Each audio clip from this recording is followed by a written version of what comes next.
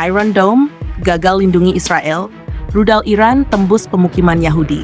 Iron Dome yang selama ini digadang-gadang sebagai tameng pertahanan udara tercanggih milik Israel, justru berbalik menjadi bencana bagi rakyatnya sendiri. Harapan agar Iron Dome bisa melindungi langit Israel dari gempuran rudal Iran, nyatanya justru berubah menjadi malapetaka. Sejumlah rudal interceptor yang ditembakkan dari sistem Iron Dome malah berbalik menghujam permukiman warga sipil mereka sendiri. Bahkan lebih parah, ribuan rudal pintar milik Iran berhasil menembus pertahanan udara tersebut dan menghantam tepat ke jantung permukiman Yahudi. Kawasan padat penduduk yang selama ini dianggap aman, kini berubah menjadi lautan api dan puing reruntuhan. Ledakan demi ledakan terdengar di tengah-tengah rumah-rumah warga, menewaskan banyak warga Yahudi, termasuk anak-anak dan lansia yang tak sempat menyelamatkan diri. Iron Dome yang disebut-sebut sebagai kebanggaan teknologi militer Israel, justru mengalami kegagalan fatal. Rudal-rudal interceptornya yang seharusnya mencegat ancaman dari luar, malah mengarah secara tak terduga ke wilayah sipilnya sendiri. Situasi ini menambah daftar panjang korban, baik dari gempuran rudal Iran maupun dari sistem pertahanan mereka sendiri, yang justru menjadi ancaman. Sampai saat ini, belum ada keterangan resmi dari pihak Israel terkait jumlah korban tewas akibat serangan ini. Pemerintah Israel masih bungkam, sementara keluarga para korban terus berdatangan ke lokasi reruntuhan, mencari anggota keluarga mereka yang hilang di antara debu dan bara api. Kegagalan Iron Dome kini menjadi simbol keterpurukan pertahanan Israel dalam menghadapi gelombang serangan dari Iran, sekaligus memperlihatkan betapa rentannya wilayah mereka ketika berhadapan dengan kekuatan penuh rudal presisi yang diluncurkan dari Iran.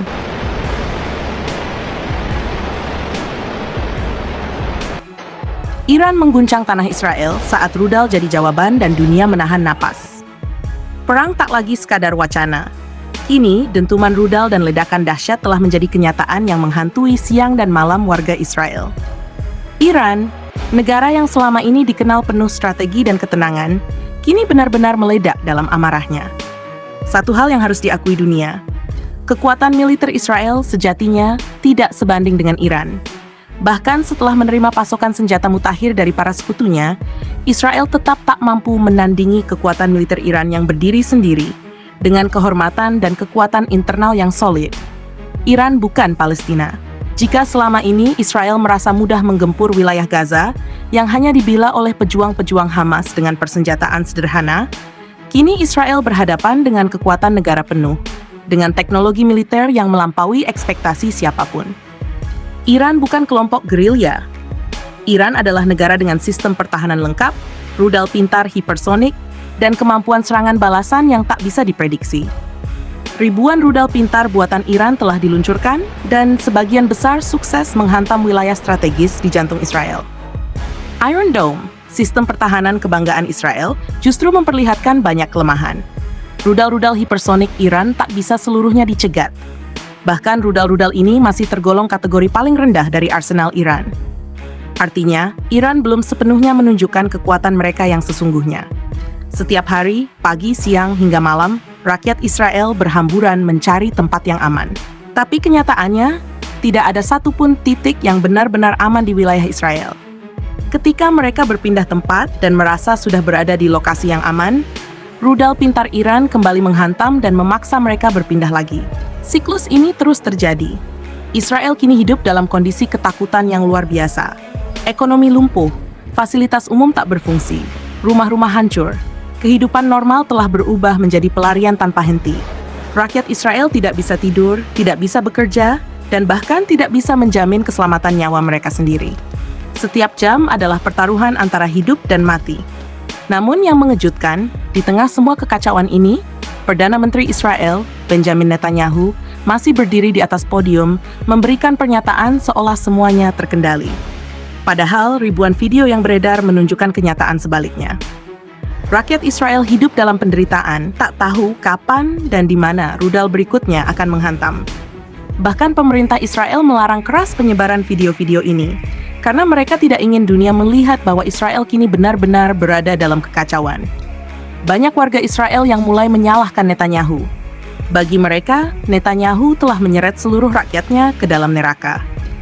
Keputusannya menantang Iran dianggap sebagai kesalahan strategi terbesar dalam sejarah negaranya. Kini, bahkan di internal pemerintahan Israel sendiri, muncul tekanan besar agar Netanyahu mundur atau diserahkan. Ya, Iran kini tak lagi hanya ingin membalas. Iran ingin Netanyahu. Dalam pernyataan resmi, Iran menyampaikan bahwa jika Israel bersedia menyerahkan Benjamin Netanyahu, maka mereka akan menghentikan serangan besar-besaran. Bagi Iran, Israel adalah negara kecil yang tak akan mampu bertahan jika tidak didukung negara lain. Dan kini, ketika Israel berdiri sendiri, mereka tak ubahnya seperti debu di tengah badai. Namun, persoalan tidak sesederhana itu.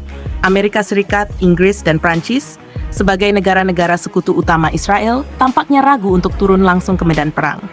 Sebab mereka tahu, jika mereka berani ikut dalam konfrontasi terbuka dengan Iran, maka ini bukan lagi perang regional. Ini bisa memicu Perang Dunia Ketiga. Mengapa? Karena Rusia dan negara-negara sekutu Iran lainnya telah menempatkan militer mereka di berbagai titik strategis di Timur Tengah. Mereka siaga, hanya menunggu satu pelanggaran kecil untuk meluncurkan serangan besar ke kota-kota utama sekutu Israel, seperti Washington, London, dan Paris. Ancaman ini bukan basa-basi. Para pengamat militer global pun mengakui bahwa Blok Timur saat ini memegang banyak senjata rahasia, termasuk senjata nuklir yang tidak pernah masuk dalam statistik publik. Itulah sebabnya, hingga kini, Amerika dan sekutunya hanya membatasi diri pada pengiriman bantuan logistik, persenjataan, dan pernyataan politik. Mereka tidak berani melakukan konfrontasi langsung karena tahu konsekuensinya. Iran, dengan sekutu adidayanya, bukan lawan yang bisa dianggap remeh. Sementara itu, Israel semakin terdesak. Mereka tidak mungkin mengaku kalah karena itu akan menjadi pukulan telak bagi reputasi mereka. Namun di sisi lain, mereka tidak punya pilihan realistis untuk memenangkan perang ini. Permintaan kepada sekutu untuk terlibat langsung pun belum direspons, karena situasinya sangat kompleks dan penuh risiko besar. Kini satu pertanyaan besar menggantung di udara. Akankah Israel memilih menyerahkan Netanyahu demi menyelamatkan rakyatnya, atau tetap mempertahankan dia dan membiarkan negaranya hancur perlahan-lahan? Rakyat Israel semakin tidak percaya. Mereka tahu bahwa ini bukan lagi tentang mempertahankan tanah, tapi tentang bertahan hidup. Dan ironisnya, pilihan itu bukan berada di tangan rakyat, melainkan di tangan elit pemerintahan yang terus mencoba menutupi kenyataan. Di tengah suasana ini, Iran belum menunjukkan taring sepenuhnya. Mereka baru mengeluarkan rudal-rudal tingkat rendah sebagai bentuk peringatan. Iran bahkan belum menggunakan persenjataan strategis mereka yang lebih canggih, termasuk sistem tempur elektronik dan rudal jarak jauh berhulu ledak berat. Jika serangan ini terus berlanjut, Israel kemungkinan besar akan mengalami kehancuran skala penuh. Dunia hanya bisa menonton dan menahan napas. Apakah ini akan menjadi awal dari perang dunia? Ataukah akan ada jalan damai dengan konsekuensi politik besar, seperti penyerahan Netanyahu ke tangan Iran? Yang jelas, dari semua perkembangan ini, satu hal tak bisa dibantah. Kekuatan militer Iran jauh melebihi apa yang selama ini diperkirakan Barat. Dan Israel, meski dibantu oleh sekutunya, terbukti tak mampu menandingi gelombang serangan Iran yang kini menjadi momok terbesar bagi seluruh kawasan. شاید زمانی خاتمه پیدا کنه که نتانیاهو کشته بشه چون که جنگ رو آیت الله خامنه‌ای شروع نکرده نتانیاهو شروع کرده لذا پایان جنگ هم با کشتن آیت الله خامنه‌ای نیست چون نتانیاهو که حمله میکنه کماکان حمله خواهد کرد اگر میخواد جنگ نباشه باید اونی که جنگ افروزی میکنه نباشه